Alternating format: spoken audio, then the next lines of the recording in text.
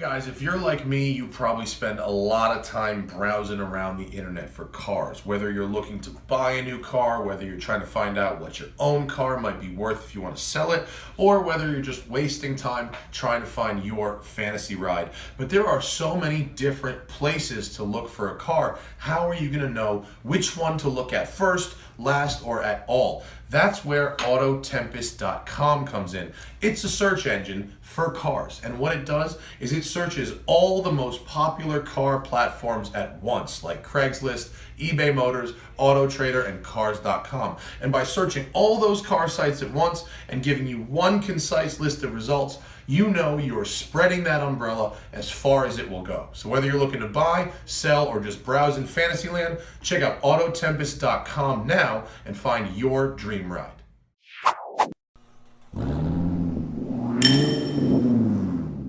Good morning, everybody. Welcome to Vancouver Island, British Columbia, Canada, where Porsche has invited me, and by, of course, invited me, full disclosure, I mean they paid for the flight and the hotel, and they fed me some food. They paid for the shebang. This is the international launch of the 2018 Porsche Panamera Turbo SE Hybrid, and that is a mouthful. And it's appropriate that the name is a mouthful because the car is a mouthful of technology. This is really an advanced, complicated vehicle. There's a lot of systems going on, working in harmony, and so even before we drive, if you'll indulge me for a minute, I will do my best to explain how it all works. So you basically have an updated Panamera chassis, architecture, and style. I think it looks good. We are in the executive model, which is 5.9 inches longer in the back seat. Bit of a limo, if you ask me, but there is a reason I've chosen this one, which I'll get to in a minute. This is the top of the line now, sort of like Porsche did with the 918 Spyder. They are really pitching this performance hybrid thing. So they want best-in-class efficiency and best-in-class performance. So you have, and I have notes here because there's a lot to go through, you have a 4-liter twin-turbo, 550 horsepower, 567 pound-feet of torque, gas engine in the front, turbos in the V, all that good stuff. Then you have a 136 horsepower, 295 pound electric motor, okay? It's all-wheel drive, 8-speed Pdk 2 gearbox, okay? It's the newest version of the PDK. Combined 680 horsepower, 626 pound-feet of torque. And that torque is available from 1,400 RPM all the way up to 6,000 RPM. It has carbon ceramic brakes as standard, and they are 10-piston front calipers. You did not hear that wrong. 10-piston front calipers. It's 7.5 pounds per horsepower, and the car weighs, the regular wheelbase version is 5,100 pounds. I don't have the exact curb weight for the extended, but let's assume it's a little bit more. With the extended wheelbase, you have a standard rear steer system. So just like the 911, at lower speeds, it turns the wheels the opposite direction to tighten the turning radius, reduce understeer, and help the car feel more nimble. At higher speeds, it turns the rear wheels at the same angle as the front, which gives the impression of lengthening the wheelbase. It actually works wonders to improve high-speed stability. It makes this thing feel rock solid. The hybrid system has a few different modes, okay? First off, e-power, that's just electric mode. You can go about 31 miles on electric-only mode, okay? Then you can put it in hybrid auto. For all intents and purposes, that's like Prius mode. The gas engine will come on and off as needed, okay? You can put it in e-hold mode, which will hold the charge. For instance, if you have a long highway transit to an urban destination, it will hold that charge, not use it on the highway until you get to the urban destination. Then there's e-charge mode, which is sort of like having your own onboard generator. You can drive on the gas engine. While you're driving on the gas engine, it will charge up those batteries. So if you have urban, then highway, then urban. You can use your electric battery, recharge it on the highway, then use it again when you get back off the highway. It's actually quite a neat system. Then you have Sport and Sport Plus, which are designed to unleash the power of the gas engine and the hybrid engine at its fullest potential. Okay, so those are your driving modes. Where am I in my notes here? What else do we have? There's a revised air suspension that has more adjustability, and it widens the gap between super stiff and super soft, which is good. It makes it more comfortable and more sporty. Now, compared to the standard Panamera Turbo, which is gas only, right? Same gas motor, but gas only. This is 600 pounds heavier. It is 0.2 of a second faster to 60 miles an hour, but it is a full second faster 60 to 120. So in a straight line, you know, the power does work. Even though the car is heavier, the extra power does offset it. Okay, so you've also got Porsche dynamic chassis control and active sway bars. You've got the Porsche stability mat. Every acronym you can think of goes into this car. They use them all. They're really trying to pitch this as 918-like, and I don't think it's quite that, but it is quite lovely. And so we've got some road, and I don't know this road well, but I can see far enough to know that we should start this video by going into Sport Plus and just doing a launch. Ready?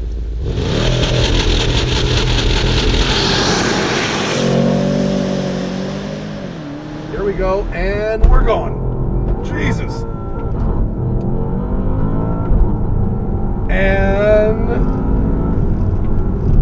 well, I had it in manual mode there, so I pinged the rev limiter in first gear. What we did learn out of that was that it will not upshift for you if you're in manual. That's good. This will do 0 to 60 in, Porsche says 3.4 seconds, which usually means it's actually quite a little bit better than that. They tend to underrate their car's performance. This car starts at $184,000, and believe you me, it goes up from there. I don't have a sticker for this one exactly, but the last one I drove about an hour ago, similar build, did not have the extended wheelbase, and it was deep into the twos. It was like 215. Oh, were you shaking? Firm that up. There we go. The Pdk Gearbox is, as usual, very responsive. Although I feel I can definitely tell the gears with this 8-speed PDK, the gears are shorter and closer together. The closest, there's no exact 1-to-1 gear, but the closest is 5th. It's like 1.06. Oh, and there's the power. This thing is real fast. It's a big girl, but you know, these cars really make the use of the power they've got, and it gets up and it goes. It's an animal, this thing. The torque curve is super flat. It's really just makes power everywhere. You could almost be in any gear, and in some cases you want to be in a gear higher than you think. You'd rather make the use of the mid-range and the electric boost than run out of revs at the top. Now, speaking of electric boost, okay, I didn't video it because I believe that lead-follow laps on racetracks make boring videos, so I did not video it, but we were at Vancouver Island Motorsports Circuit, okay, and we were running laps in these things, and small track, 19 corners in only 2.3K, but the agility was super impressive for a heavy car on a tight track. Agility was impressive, but what was the more impressive was I showed 12 miles battery reserve when we started lapping.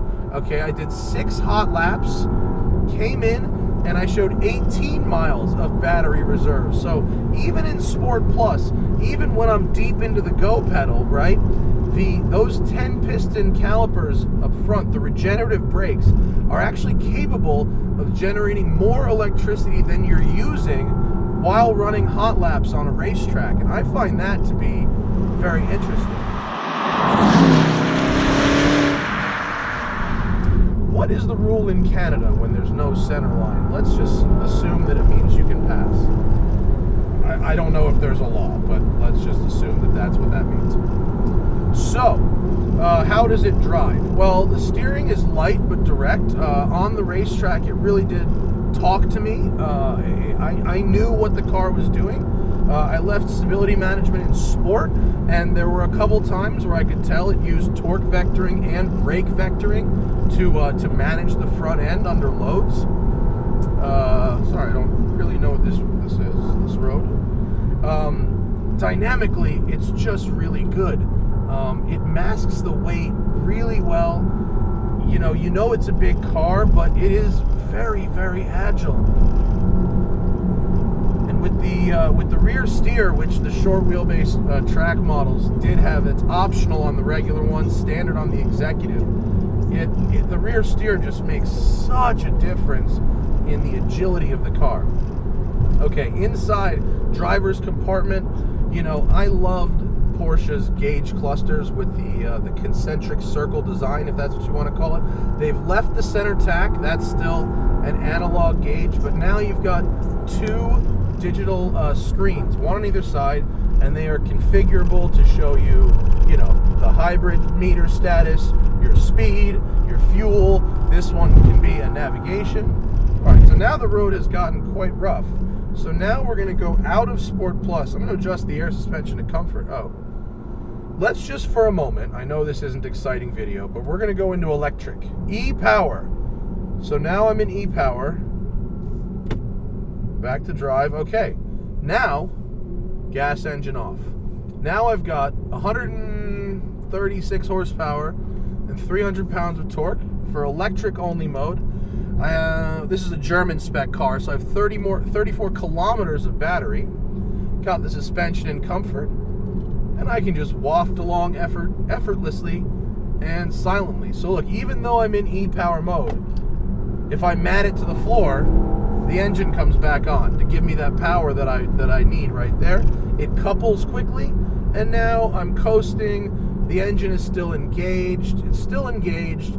Probably taking as it comes down off of the RPMs, it's using those extra revs, and there, it just shuts off again.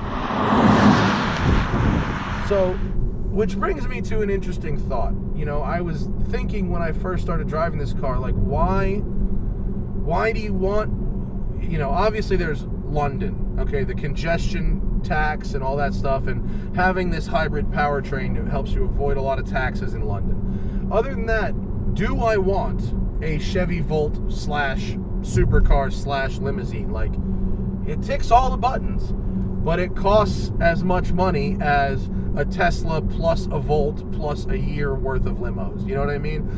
Do you need all of those things? So I'm going to ponder that on the way back as I flip around. Here I'm not gonna find an extra U-turn spot. We'll just do this in the road, so we're gonna see the usefulness of rear steer. Well, I couldn't quite make it all the way around. Overhead backup cam, so it's got cameras all around, and then that overhead view. Pretty good. I mean, for an extended wheelbase luxury sedan, that U-turn was pretty strong. So now we're going to go into E-Charge mode. So now the gas engine comes back on. I've got a 550 horsepower engine, and every bit of revs, right? So now I'm at 2,000 RPM. I let off the gas, right? Engine's still turning at 2,000 RPM. Car is coasting along. That engine is generating battery power. So I just went from 31 kilometers up to 32 kilometers. So every bit of extra rev on E-Power mode, or E-Charge mode, will go right back into that engine, or into that battery pack, excuse me. So it's a really neat system, and so far, from what I can tell, it's really streamlined in terms of how the power moves around, and it all feels pretty seamless and cool. Do I feel happy about the fact that the top of the line Panamera Turbo S is now a hybrid? No, I wish purist me says no, this is no bueno, but let's just assume that it's cool to pass here. But the rest of me says, you know what? It goes fast. It's actually pretty fun to drive. I mean, it's a big car, but it's got good feedback and good steering. The brakes, if you graze them, you can just tell there's some regen happening, but the harder you stand on them, the more they feel like, normal brakes. It's ridiculously fast. It's extremely comfortable. Right there, yeah, you can load it up and you can feel the back follow the front through that curve. I mean, I know that sounds kind of obvious when you say it like that, but just on the light bends, it means you can input less steering and get more out of it. It's a very, very good system. I'm definitely about it. Volume down. The nav lady was talking to me. And then, in manual mode, not that I think the Panamera is necessarily a sports car, but it's really fast. It's really fast. When you put it in Sport Plus, it's really, really fast. And obviously with, 600 plus horsepower, 600 plus torque, available all the time. It's impressive. Downsides, well, if you drive in a certain mode a certain way, you can deplete the battery pack, and therefore you are left with just the 550 horsepower engine and no battery reserve. Let's just get around you. If you're left with no battery, you have only 550 horsepower to play with, and that could be a problem. Maybe, if that's not enough for you. So there is the possibility of depleting that battery. Like I said, on the racetrack, it generates more electricity under braking than it does under full throttle. That wouldn't apply on, say, Spa or the Nordschleife, where there's very long straightaways where you're doing a lot more, full throttle. But at a reasonably short track, you should be able to at least generate as much braking, or any normal length racetrack, you should be able to generate as much braking as you can as you do boost, for sure. It is possible to deplete the battery on a big track, and if so, your second, third, fourth, fifth, 12th laps will not be as fast as your first couple. But are you taking this to a track day? No, you'll probably never deplete the battery, or not in a meaningful way. And it can charge itself. You don't have to plug in. There is no range anxiety. So, the conclusion of this video, where do we end up? We end up with a car that is very expensive, very comfortable, very fast, and very technologically advanced. It is all of those things. Does it have any real downsides? Yes. Price and complexity.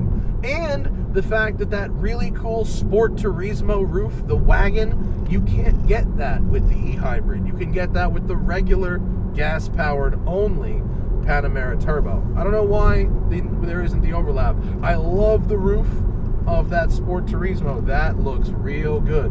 But the more I drive the e-hybrid, the more it grows on me. I swear to God, I have no reason to say things that aren't true. The beginning of the day, I went, well, this is stupid. And then I started driving it and playing with the modes and thinking about my life and how I use cars and what the best use of a car would be. And maybe not the long wheelbase, but if I lived in a place where I had a family and wanted to have one great car that ticked a bunch of boxes and I could afford it, dude, I get it. I get it 100%. So, thank you to Porsche for having me up here in Canada, for putting me up, for flying me up, and for building a cool car. And thank you all for watching my little show here. And I'm going back to Cali, and I'll see you later. Peace.